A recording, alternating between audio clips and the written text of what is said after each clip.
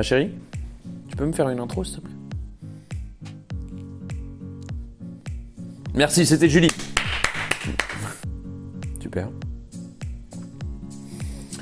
Ah, ça m'aidait, ça. Voilà. Là, tu y mets du tien, tu vois. Là, on a un truc intéressant.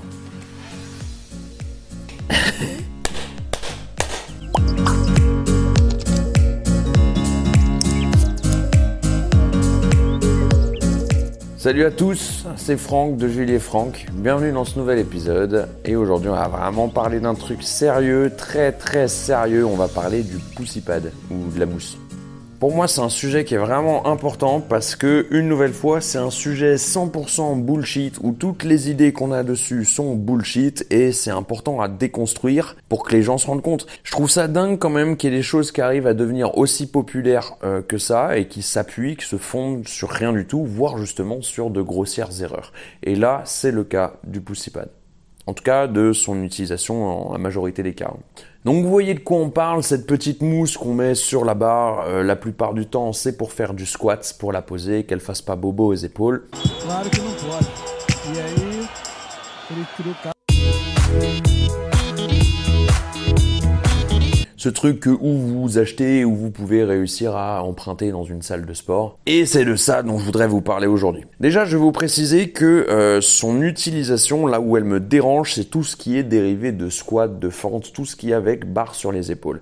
À partir du moment où son utilisation est pour du hip thrust, par exemple, elle est complètement sensée et c'est logique de protéger la zone qui n'est pas censée supporter une charge à cet endroit-là.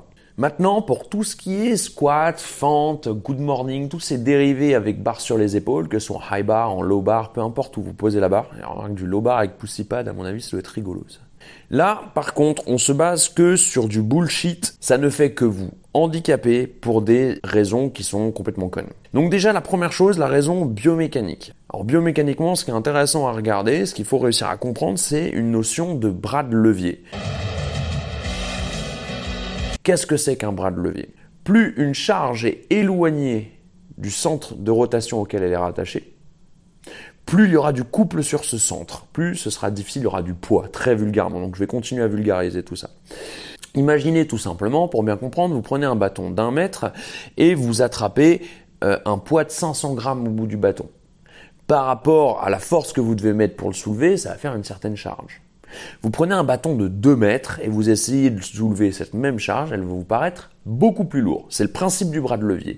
Le bras de levier, c'est le bâton dans ce cas-là. Plus il est long, plus c'est éloigné du centre de rotation qui est mon bras à ce moment-là, qui est mon épaule plus précisément, plus il y aura de couple et donc plus ce sera dur de soulever cette charge.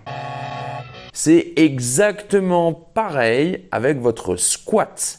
Plus la barre sera haute, plus la tension au niveau du bas du dos sera importante.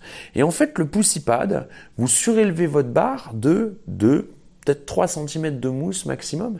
Et ces 2 à 3 cm de mousse, vous ne vous rendez pas compte à quel point ça change au niveau du couple, au niveau du bas du dos. Donc juste pour que vous en rendiez compte, parce que c'est toujours un petit peu plus flagrant dès qu'on parle de chiffres, on va imaginer un cas comme moi, avec un buste. Alors c'est des chiffres qui ont été mesurés à l'arrache. Mais on imagine qu'on a un buste, une distance entre les hanches et les épaules, là où on pose la barre, qui fait environ 55 cm. Et du coup, on rajoute une mousse de 3 cm. On passe à 58 cm. Au moment où notre buste va être parallèle au sol, puisque le calcul du bras de levier est beaucoup plus simple quand les forces sont perpendiculaires au levier. Donc à ce moment-là, l'écart de la charge que vous allez avoir, donc juste avec les 3 cm, avec ça en plus, il va y avoir environ 5% de plus de charge. Donc c'est-à-dire que vous prenez une barre à vide, une barre olympique à vide qui fait 20 kg, si vous mettez une mousse, elle va peser, hors poids de mousse, elle va vous peser l'équivalent d'une barre de 21 kg dans cette même position. Vous voyez, ça peut paraître pas grand-chose pour vous, mais 5% c'est énorme. Vous faites un squat à 100 kg, c'est comme si vous squattiez à 105. Enfin, l'écart en fait est énorme dès qu'on commence à se pencher un peu dessus, quand on est un peu, pas axé performance, mais axé regardant, on va dire, au niveau des charges.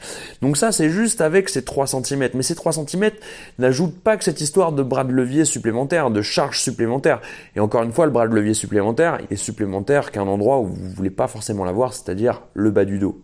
Mais au-delà de ça, ça rajoute d'autres choses. Étant donné qu'on avance cette charge, les forces vont être différentes. Le ratio force de cisaillement et force de glissement va être différent.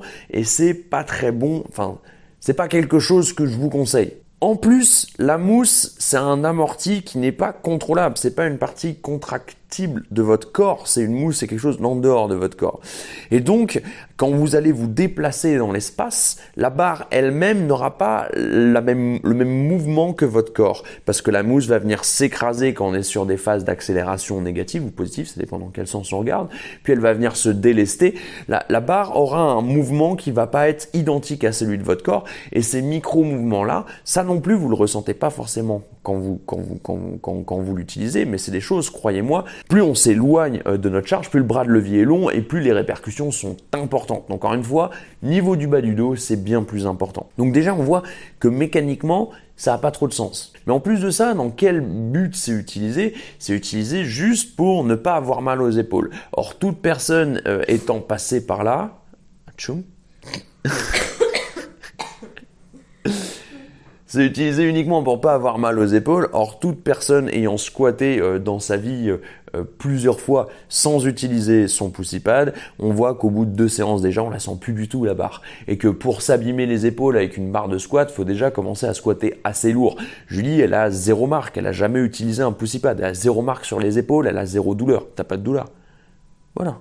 Et le dernier argument, là, je vais me concentrer uniquement sur vous, messieurs. Les hommes que je vois avec des serviettes ou des pussy pads, déjà que ça fait bien un paquet d'années que le niveau de, on va dire, masculinité, hashtag virilité de l'homme est en chute libre, mais putain, les gars avec un pussy pad, c'est quoi le délire?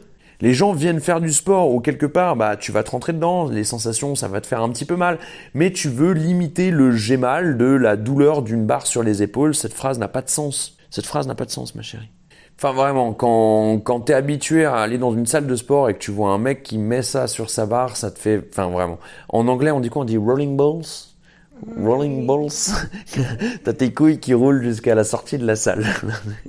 Enfin voilà, c'était une vidéo très courte pour vous dire que le pussy pad, il a que des inconvénients. Mécaniquement, c'est un inconvénient. Ça fait que la barre pèse plus lourd, en tout cas au niveau du bas du dos. Ça fait que la barre est instable et rajoute des micro-forces que vous ne voulez pas, des micro-contraintes au niveau du bas du dos, encore une fois, que vous n'avez pas envie d'avoir. Et en plus de ça, ça atténue pas de douleur parce qu'il suffit de 2 entraînements à la barre pour ne plus en avoir du tout et pas s'abîmer les épaules, contrairement à ce que vous pensez. Et je suis pas allé en plus aller chercher dans la biomécanique, ça peut changer complètement la biomécanique du squat. Étant donné qu'en changeant justement la longueur de ton bras de levier sur un squat, tu changes complètement sa biomécanique et l'orientation que tu as et ta flexion de hanche. Quelqu'un qui squatte en low bar n'aura pas le même squat que quelqu'un qui squatte en high bar. C'est pas du tout la même, je vais me répéter, biomécanique. Donc, j'espère que cette vidéo vous aura plu. Je pense qu'il y a d'autres youtubeurs, et c'est même sûr, qui ont déjà parlé de cette mousse et de ses inconvénients. Je vous rappelle que pour du hip thrust notamment, c'est très censé d'en mettre parce que c'est pas très bon pour les hanches à cet endroit-là de mettre une grosse charge. On peut être très très lourd sur du hip thrust. Maintenant, pour tout ce qui est variante de squat, variante de lunge, de fente, tout ce qui est travail avec barre sur les épaules, je vous déconseille très vivement de l'utiliser. C'est une mauvaise habitude qui a que des inconvénients. On espère que cette vidéo vous a plu. Vous n'oubliez pas, si jamais c'est le cas, le petit pouce et on s'abonne. Et nous, avec Julie, on vous dit à la semaine prochaine. Salut tout le monde.